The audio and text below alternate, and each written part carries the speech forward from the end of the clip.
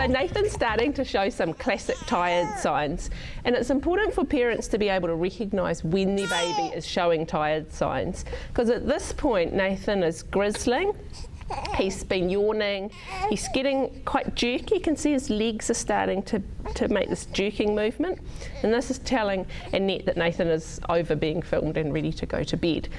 So what we'll do now is we're going to swaddle him again, and we're going to try a range of different techniques to see if we can get him off to sleep. It's all right. Ooh.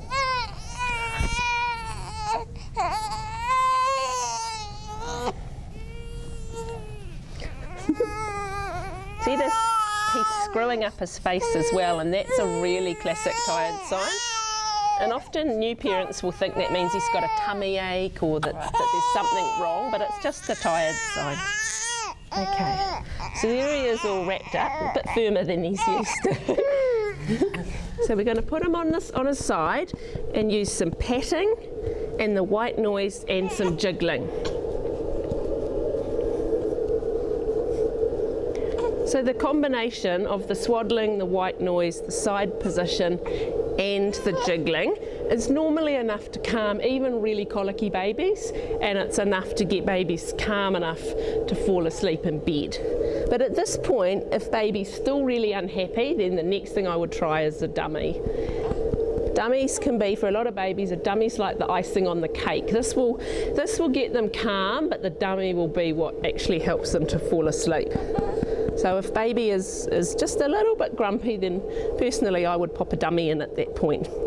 I've used dummies with all my 4 kids, and I'm quite happy that they're a really handy tool for getting babies off to sleep. In America now, actually, the Academy of Pediatrics recommends that all babies have a dummy because it's been shown to halve the rate of SIDS. So if you get any mother-in-laws or midwives or whatever saying dummies aren't a good idea, then that's a handy statistic to give them. So this technique's a good one for dads to do, because dads have got big hands and long arms and they're strong, they can walk around for ages doing this, and it's really nice for dads to feel that they're in control and can be really, really effective. And helpful. And helpful, and nice to come home from work and give mum a break, especially if you've got a colicky, grizzly baby who you've spent most of the day trying to get to sleep. Sure. That dad coming home and using some really effective techniques will make the world of difference. So when parents are using jiggling techniques like this, it's fine for the movements to be quite vigorous, especially if baby's really overtired or really upset. Often the movements need to be quite a lot jigglier than you would expect them to be. Really gentle, slow rocking is actually not very effective at all. The key things to remember is that baby's head remains in line with their body, and that the movements are quick but really tiny movements. People are very aware of not shaking their baby. Shaking a baby is really like when their head whips back and forth, but this here you can see Nathan's little head is just kind of gently jiggling like jelly on a plate is a good description. And so he can feel that he's getting this nice wobbly jiggling movement like he would have had in the womb. When you're walking around, this would have been pretty much the position that he'd have been in. And your arm's holding his head. His head's resting on my arm there. So for parents of newborns, they might want to use this sort of technique until baby's actually asleep, and then gently place baby into their bassinet. But for babies of Nathan's age, I would say it's a much better idea to get baby calm and ready for bed, and then pop him into bed so he can fall asleep actually in bed rather than on you. Because that movement and patting and holding or feeding babies to get them off to sleep, babies get very addicted to that. When they're brand new, it doesn't matter, but by 3 or 4 months, if a baby's still rocked to sleep, then they will wake much more and they will expect it for every sleep. Right. It's all right. I noticed that you do something with his head there, Louise. What's that? So that's just this movement upwards. It's often, again, in combination with the swaddling and the white noise, this stroking upwards can be really effective. He's not so keen on it. It's a little bit hard for you under those bright lights to feel sleepy, isn't it?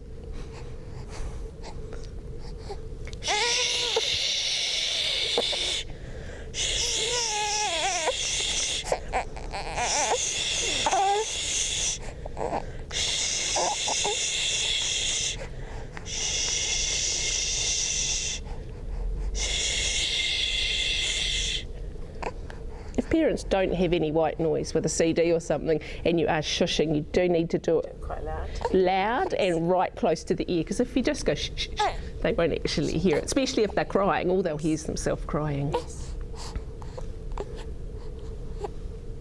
Do you have his dummy? Do you want to? Sure. Should we try?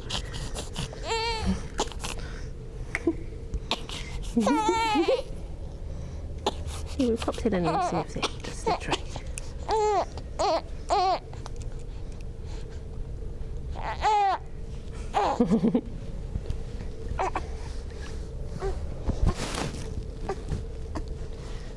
You might just want to go to Mum.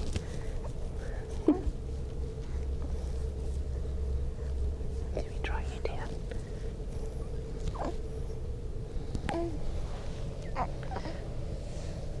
So if baby at that point is calm, then I would pop him into his bassinet. Yes.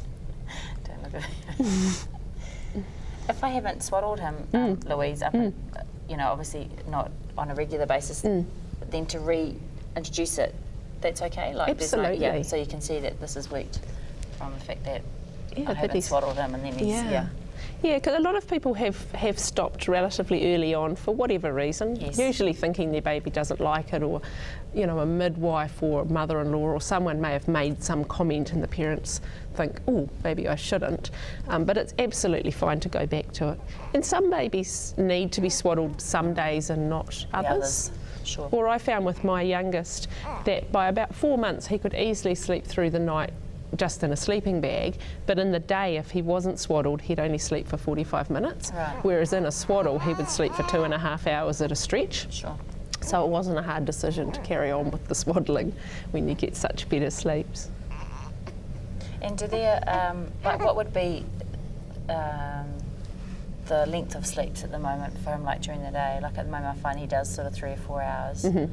Is that In one sleep or all together? No, in one sleep. So Yeah, is that that's too long? It's a really good sleep. The thing is that challenge of making sure they don't sleep too much during the day, Yes. so then versus they don't sleep at night. And Yeah, I think I'm never keen on waking a sleeping baby. yeah, But the only risk of really long sleeps in the day is that then if he's sleeping for 3 or 4 hours, it's cutting into how frequently you can feed him. right. And then if babies don't get enough feeds in the day, then they're likely to want extra in the night. Yes. So I think at 8 weeks, 4 sleeps a day would be quite usual. And then by 4 months, it's probably cut down to a good sleep in the morning, good one early afternoon, and then a nap sort of late afternoon. Right. And those 4 sleeps during the day will start getting shorter as he gets older, obviously. They will, or you'll just find that the time between the sleep starts to stretch out, and so Right. you just kind of run out of time in the Yeah. day to have 4 sleeps, Yes. especially if you're actually putting them down for the night by about 7 or 8 o'clock. Yeah. It's important for parents to get their babies into the habit, or for parents to get into the habit of actually having a relatively early bedtime. Yes. Often, particularly first-time parents, will have their baby up out in the lounge all evening, and at 10 or 11 the baby is beside itself, and having little quick feeds and quick sleeps on someone. And whereas if you actually go and take baby and settle him in his bedroom and put him down to sleep, or in your bedroom, wherever he's sleeping, so that he actually starts his night's sleep from 7 or 8 rather than late in the evening. And then at about 10 or 11 before you go to bed, go in and do another feed, so he's had topped up to the brim, and then can do a really good stretch from then.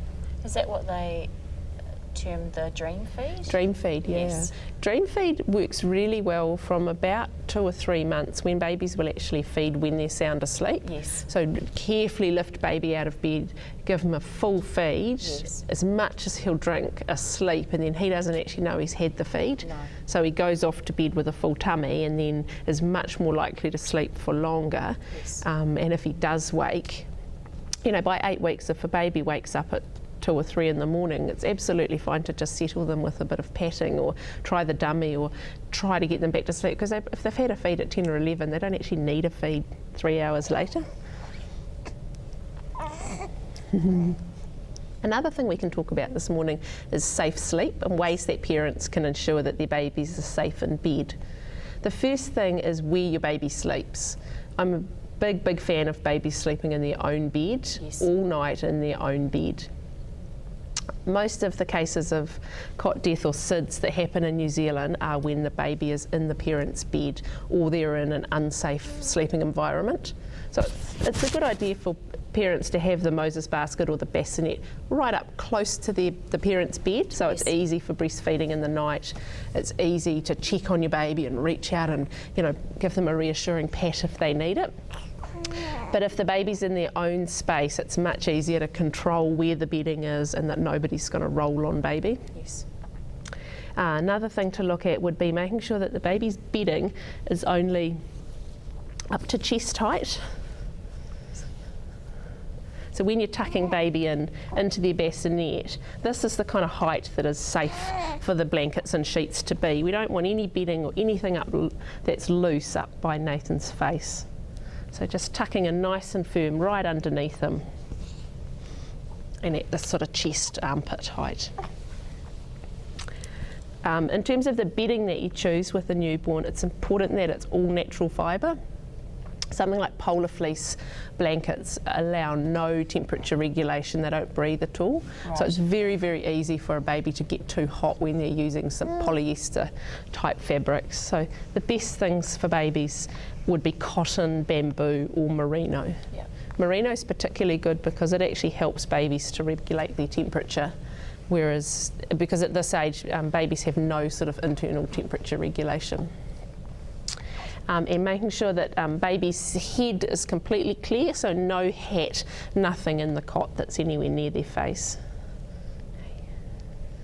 And then smoking is another real risk factor for babies. 90% of the SIDS deaths that happen in New Zealand, the mother actually smoked when she was pregnant. So that's, for me, that's the key way that parents can keep their babies safe, is not to smoke when you're pregnant. But then once baby is born, it's important that there's no smoking in the house near baby.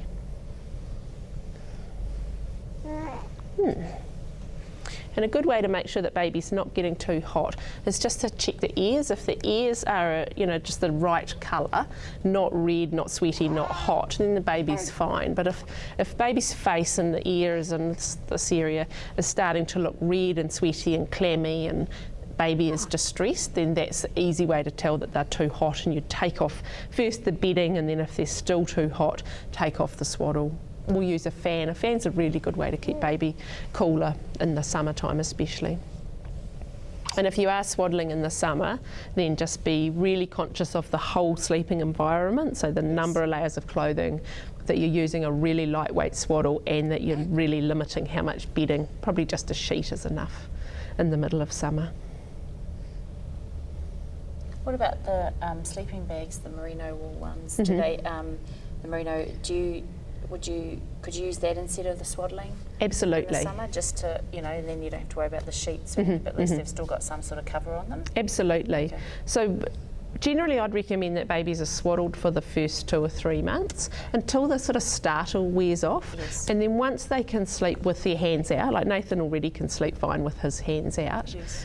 So you could go into a sleeping bag now, and then it's from a safety point of view, there's nothing loose in the cot. You just have your bottom fitted sheet and then your sleeping bag and nothing else. Yes. So you can choose exactly the right weight of bag for how hot it is. Yes, And then for other babies that carry on being swaddled for maybe 3 or 4 or 5 months, then move into a sleeping bag after that. Sure. I think the baby shops are all full of really unsafe things for cots. You often go into a baby store and there'll be padded cot bumpers, which are really dangerous because they're completely not breathable. So if a baby rolls over in the cot and ends up with its face up against a bumper, it's really dangerous. And pillows and duvets are often displayed in baby stores, and they're all a complete no-no, at least until the baby's over a year old.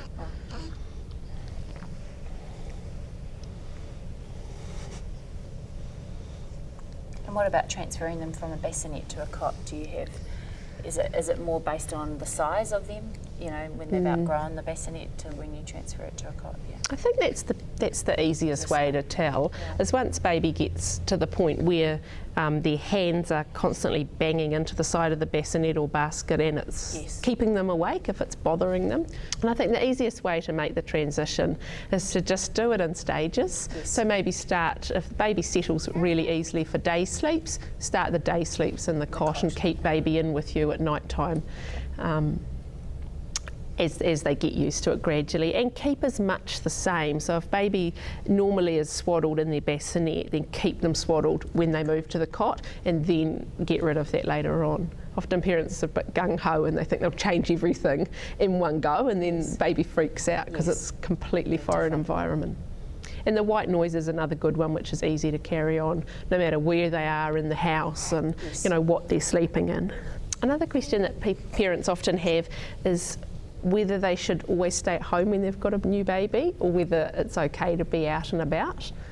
My advice is that if you stick to the feed, play, sleep routine, you can absolutely go out and about. You need to. You've always sort of got to go to the supermarket, or if you've got other children, there's always somewhere to be. But if parents follow that feed, play, sleep routine, they'll have a really good idea of when their baby is going to need to be asleep. So you can take your swaddle or your sleeping bag, dummy, anything that you know that you need for your baby's sleep. Be prepared and take it with you. If, say if your baby normally sleeps at about 9 o'clock, you could, and you need to be out at around that time, just get there a little bit early and settle them in the buggy at their normal sleep time. If you just sort of go with the flow and wing it, you'll always have baby, you know, either falling asleep for 10 minutes in the car on the way somewhere, or you'll get halfway around the supermarket and then they'll lose the plot. Just sort of need to plan.